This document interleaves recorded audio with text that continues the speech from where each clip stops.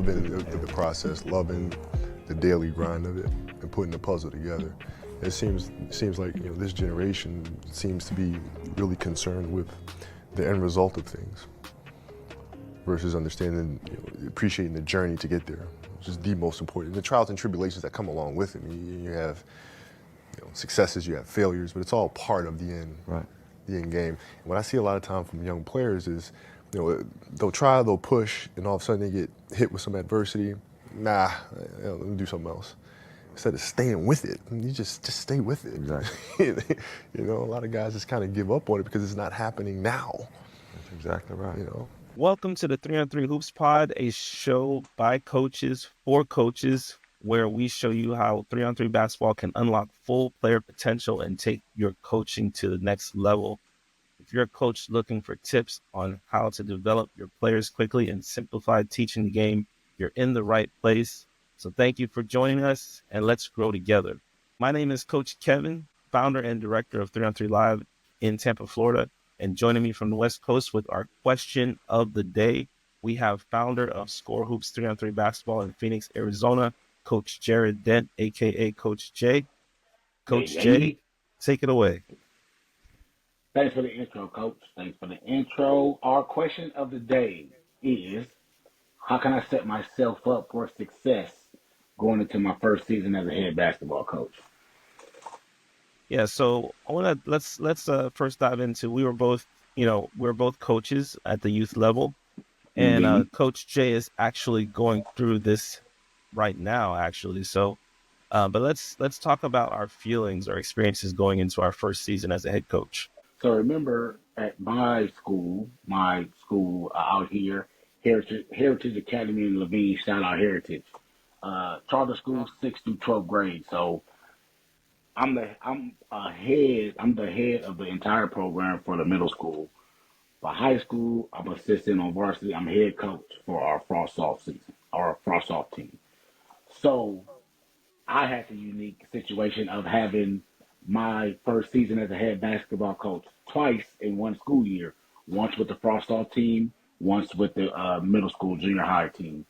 So, feelings were a bit different. Obviously, going through the freshman sophomore season, new state. I moved straight here from California. I'm in a new state. Wasn't really familiar with the AZ hoop scene. Didn't know, who the ballers were, who the schools were. So I kind of went into it with an open mind. I went into it with my same coaching philosophies, my same, excitement, my same, fervor for development of players. But I was in for a rude awakening. I'll be honest. I was in for a rude awakening, as we'll just say the talent level wasn't what I expected it to be of my team. So that kind of caught me off guard. I really had to learn how to kind of recalibrate my coaching style and philosophy due to the fact that I thought I was going to be working with more talent than I actually had. And that kind of trickled down into the junior high team too. However, the fact that we struggled so badly during that high school, that freshman season, I kind of expected a little bit more in the junior high team. Mm-hmm. So my philosophy, my altered philosophy was then implemented in my first season with the junior high team. But isn't that how it always is? Like, we have our expectations. Like, we're really excited about getting our first coach job. We have our plays in our head, and then, once we get the tryouts, it's never really exactly how we imagined it. And I think that's that's a normal feeling to have. Myself, my first season as a head coach, I was blessed with the opportunity to take over the JV boys basketball team at a small private school in Jacksonville, Florida. And, prior to that, or even during my time as the head JV coach, I was an assistant for a Catholic middle school team also. So at a different school. So, but I was, I got the head coach position at the JV, for the JV team at a high school. And I was super pumped to be coaching at the high school level and being the head coach and, start to instill some of my own philosophies and ideas into a basketball program. And I went through, some feelings that are quite common, just like you. I was, extremely excited. I was nervous. There was nervousness. And I also had some imposter syndrome also, which I'm sure is a common feeling for a Oh lot of yeah, coaches. So, yeah. I didn't but think about that. yeah, and that came with a lot of challenges. So, just what are some of the challenges that you remember from the start being a new head coach? Um, growing up, and I'm sure you can attest to this also. Growing up playing youth basketball, high school basketball, and all that stuff.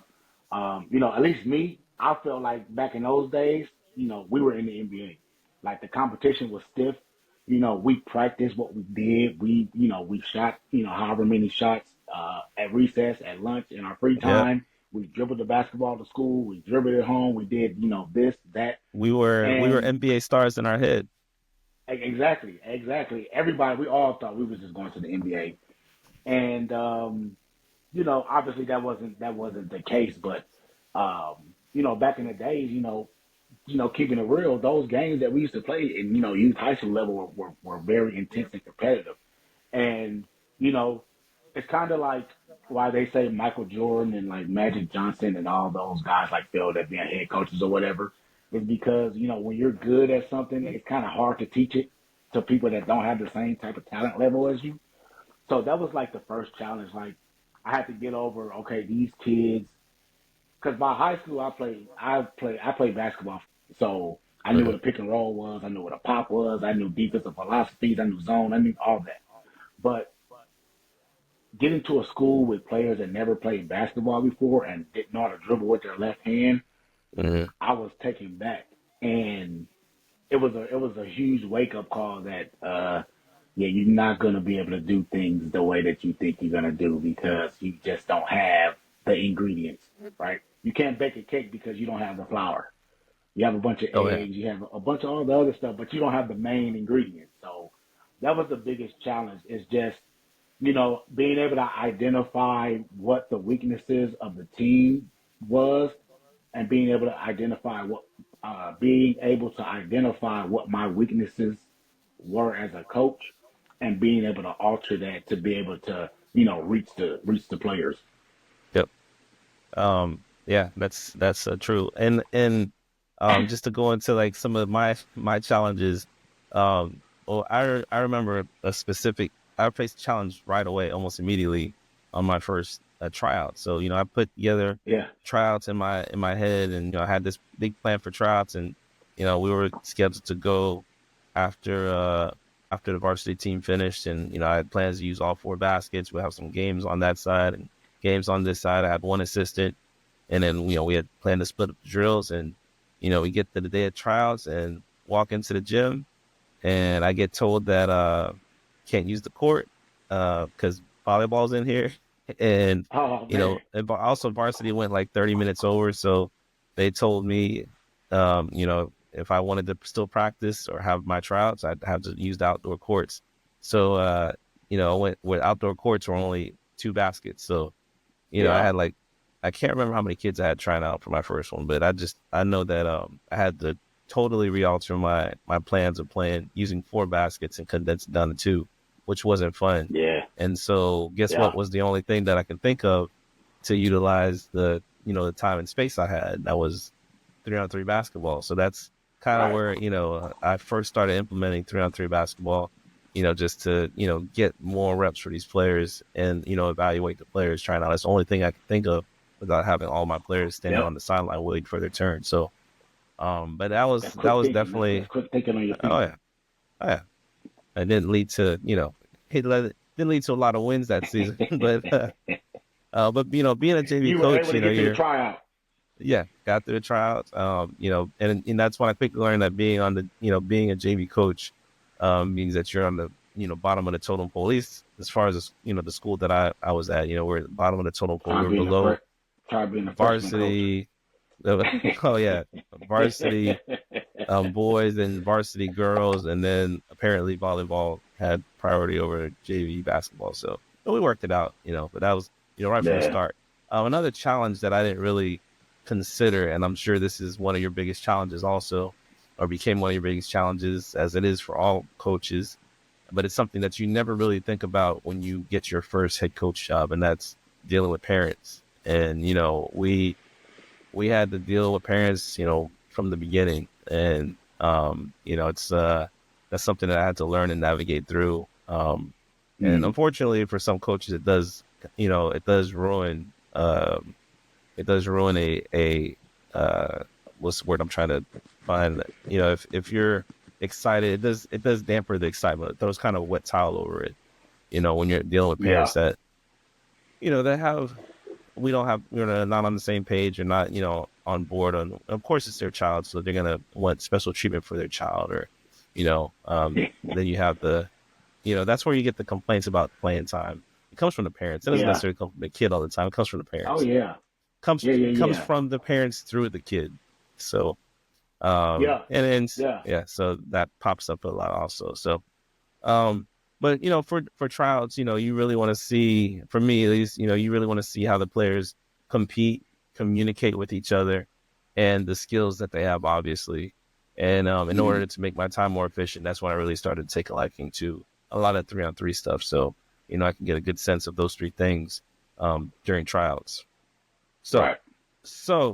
just to get back on topic, to set yourself up for success in your first season as a head coach, there are 5 Mm-hmm. essential steps that Coach Shay and I feel like you should take. And we'll go through each step. The first step, step 1, is establish your coaching philosophy. So, Coach, I'm gonna just go ahead and ask you to share your philosophy, your coaching philosophy, and if it's changed over the years. To me, your coaching philosophy kind of constantly evolves with your experience. So, what was your coaching philosophy going into your first season as a head coach? My coaching philosophy it actually never changes. I always tell my guys, if you want minutes, you got to rebound and play defense. That's my philosophy right there. Rebound and play defense. If we win the game, we'll get a layup here and there. We'll get a free throw here and there. We'll get some open shots here and there. Right? We go over offensive strategy so that we can, take advantage of these mismatches, and so we can, facilitate the offensive part. We can handle that. But rebounding defense, it takes effort, and you gotta want to do it. And I can't coach effort. So if you show me that you can rebound and you can play defense, that means that you actually want to be out there and do something. So you're going to get those minutes. And rebounding in defense, playing fast, uh, giving it your all. And I know this kind of sounds cliche, but just think about your years of coaching, playing, and watching basketball. The common denominator is those are the teams that win most of the time, the Mm-hmm. ones that can rebound when the game is close, and the ones that can defend when the game is close. So that's what I preach. And like I said, it's all about effort. If you can rebound and you can play defense, that means you're showing me that you want to be out there and that you want to play. So to me, you've earned those minutes. The offensive side, we'll figure it out. But the defensive side, it's all effort. I like guys to be physical. I like guys to be tough. And yeah, that's how you get minutes playing for me. Rebound and defend. Be tough. Die for the loose balls. Mm-hmm. Yeah, and it's not. I mean, you said it sounds cliche, but I mean that's that's one of the things that I think, if you're a first time head coach, you don't want to get in the trap of, you have to be some kind of genius, with X's and O's and stuff. Yeah. Sometimes it's just keeping things simple. And, us being big Effort. proponents of yeah, us being big proponents of 3-on-3, that's one of our main goals, is just to simplify things. And that's, how you develop as a player and even as a coach. So, that's a good philosophy to have. Um, when I, as far as mine, when I was lucky in the sense that the varsity coach was also, well, we were both, he was the one who hired me, with, this was his first time being a head coach for the varsity team. Mm. So he allowed me to run whatever I wanted to run, whatever offense I wanted to run. And so I loved that. I'm sure looking back, he probably wouldn't do that again, because, you want to grow your program, and, you want the JV to be similar to the varsity. But he Yeah. was just, he allowed me to be me, and, that helped me grow as a coach. So I appreciated that. Um, and, this was his first time being a varsity coach. So he was a flex coach. He was old school. He liked to run the flex. Yeah. Old He school ran it flex. till, Oh yeah. man. Yeah. So I immediately got to instill some of my philosophies as a coach. And on the court, the backbone of my coaching philosophy was to try and get players to not memorize plays, any plays, but instead to teach them how to play. You Movement. know, yep, when to cut, be aware of spacing, um, the options that you have available, both when you have the ball and when you don't have the ball. So we ran a lot of the read and react offense, 5 out and 4 out. And so it's just reacting to what the defense gave you. I had rules on offense. And so that's how, once you pass, that's an automatic basket cut. So stuff like that. So just, I tried to focus more on teaching kids how to play and, try to Yeah. have as least amount of plays as possible. I didn't want them to memorize plays and just, if I tell them to go to spot, A after you do this, that's not really teaching them how to play. They're just memorizing that play. And I want them, and that's part of also the reason why varsity coach let me run my offense the way I wanted to, because it was teaching them how to play. So, if they go into flex, they kind of understand, the movements. They weren't just memorizing, the basics of Yeah. flex offense. They understood why, we were spaced this way and why, the cut happened. That's a good way to put it, and that kind of answers like the next question that we were going to go into. Like, are you focused on development or winning at this stage? And you kind of just pretty much Oh yeah. nailed Well, that. It's all for, about it's all about especially and you could probably can attest to this. You said you were at a small private school, and I mean I don't know, maybe they were a lot more advanced than my guys, but like I mentioned, I had guys don't know how to dribble with left hand and all that stuff. So you can imagine how how they don't know how to move to the open spot on the floor. Like I had so many guys just standing off in that back corner, just watching everybody else. I'm playing 5-on-4 because I got a guy in the back corner, or I got guys looking over.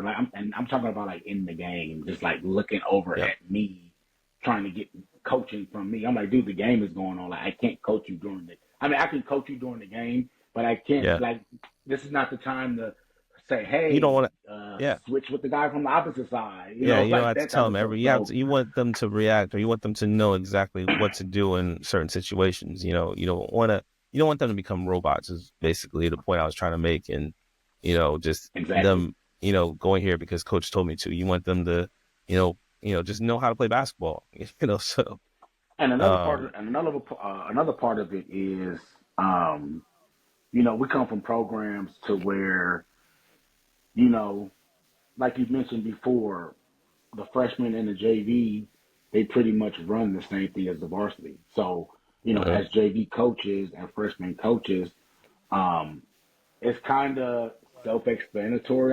I would kind of say like, yeah, we're developing them for varsity. Like nobody talks about, hey, I remember we won a freshman championship. oh, Partly yeah, because there's no playoffs, right? We don't. I mean, I exactly. don't know about others, but yeah, obviously it Look, would be great to go 8-0, 9-0, 10-0, whatever. However many games you play on freshman and win every game. But I feel like I failed if you leave my freshman team and go to JV and you're not getting any minutes, exactly. or or you're not even better than you were last year, or your trajectory doesn't still look like it's going up a little bit. Or you don't even make the JV team. Or you That'd be don't even even, make the JV team, or you don't even make the JV team. So, yeah, more than anything, it's about development at this particular stage, and that's another absolutely. reason why I preach toughness, and toughness Hmm. is not even just physical; it's mental toughness too. Because let's face it, when you play basketball, basketball is tiring, and when you get down to the fourth quarter, but at that time, it's a testament of wills. So, Hmm. um, you know, I'm all about development all around, not just on the physical sense, but the mental sense and so forth. Yeah, I mean, and especially, when we're talking about the age group that we're kind of addressing, you and I both have the most experience in middle school level, junior varsity, high school level. We shouldn't focus too Mhm. much on the winning.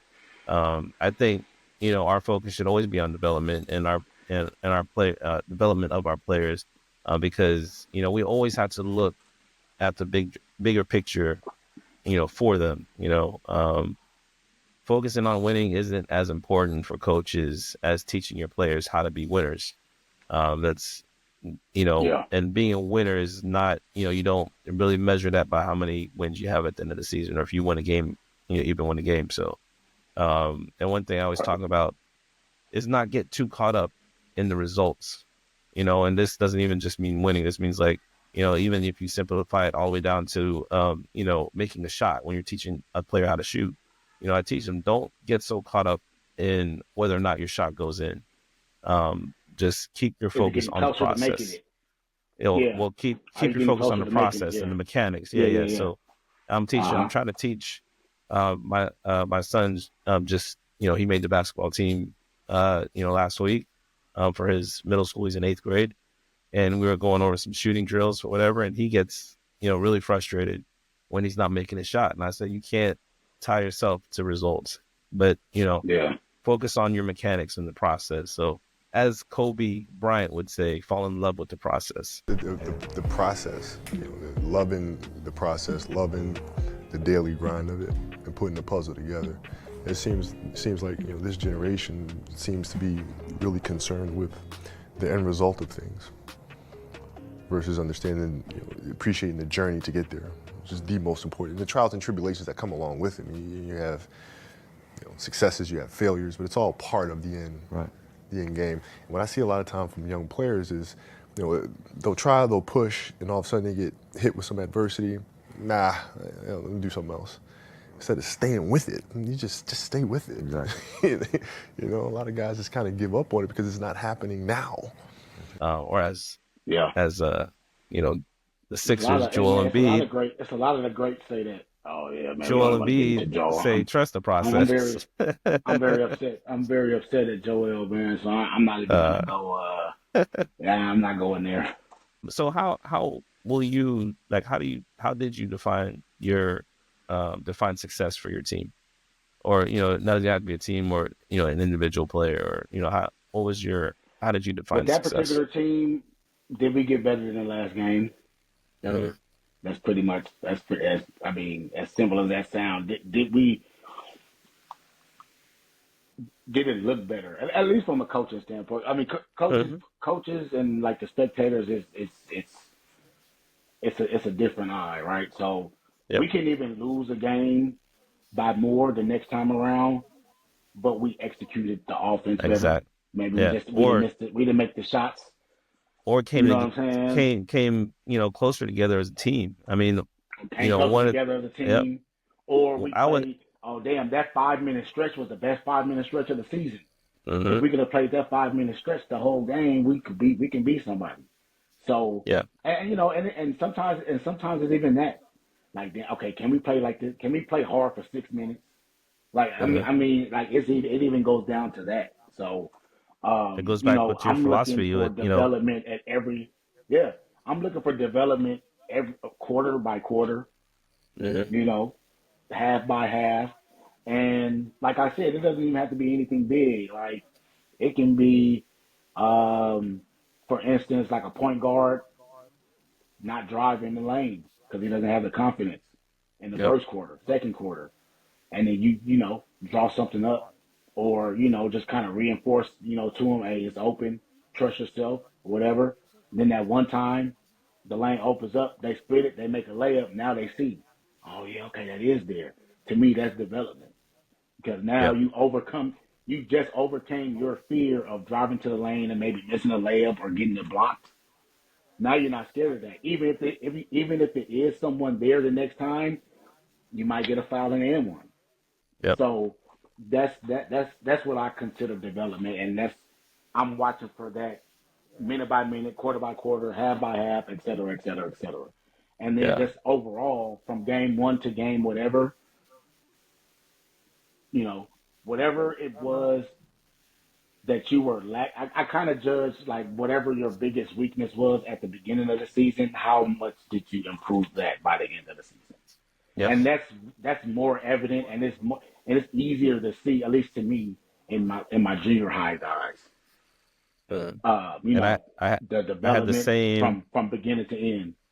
Yep. I had the same thing down on my notes. For individual success, and that's a kid showing improvement from a particular skill he or she struggled Yeah, with at the beginning of the season, and you just want to see improvement. You want to see the effort, the perseverance to get over that. Like some kid probably, too scared to shoot with his left hand or shoot with her left hand or left hand layup, in practice. And then by the end of Hmm. the season, they're attempting, even if they're missing, they're attempting to do it in the game. And to me, that's a huge success. You know what I'm saying? So, Yeah. um, Yeah. and for team success, and this again, you know, at this level, especially, success is not defined by a team's end of the season record or the results if they have a tournament or not. We didn't have an end of season tournament for JV. We did have an end of the season tournament for my middle school team, and that was actually a pretty big Yeah. but that wasn't That's how we however do ours too. yeah, so whatever our record was, I never defined our season success based on the result of that season. Whether or not we made the playoffs or got knocked out or whatever, or even won. So the winning will come as a result of the process, and the like It'll you get said, there. you're evaluating game by game, quarter by quarter, or whatever, and as long as you Hmm. continue to see those building blocks accumulate, that's success will naturally come. So. Yep. And for team, the success that I look for in a team is getting the entire team, getting that buy-in from your team, buy into your vision, what you're trying to accomplish as a coach, seeing the team buy into your coaching philosophy. You said you focus a lot on defensive rebound. Well, you want them to buy into that, not once you get every player to focus on defensive rebound instead of just, shooting threes, or, that being their main focus, that would be a success for me as a coach, when it comes to, your philosophy. So, once you get Hmm. that buy-in from the team, that's a definition of success right there. This kind of going back to the challenges Yep. section of it. That's part of the challenge too, as a first year coach, especially at a new school where you don't know anybody. Is just earning the trust of the players, and Mm. even taking it a step further, earning the trust of the varsity coach. Yes. You have to be, you have to be a solid guy. You have to, going back to your core principles and your philosophy, you have to really stand by that, and you have to really mean what you say. You got to really push that. And I feel like when your players see that you have a philosophy and you really stand on it and you really push that, eventually they're gonna conform, or like I say, you won't see any minutes, Yep. or you might quit, or you might just quit the team, and that's Yep. even more of a telltale sign right there.